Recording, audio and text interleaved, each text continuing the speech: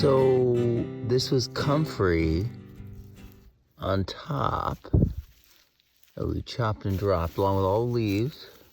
So you can see some of the stems from the plants that were here that we chopped.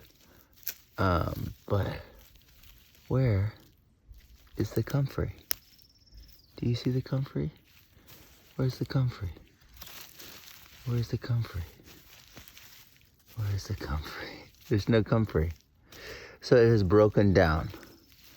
And the soil is really, really unbelievable. So this whole area, it's messy.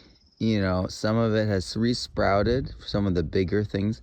And look, it's reseeded as well. Look at this, it's reseeded.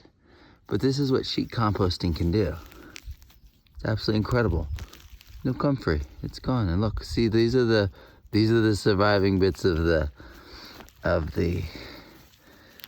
radish, but there's no evidence of any comfrey. So it's broken down. We have arrived.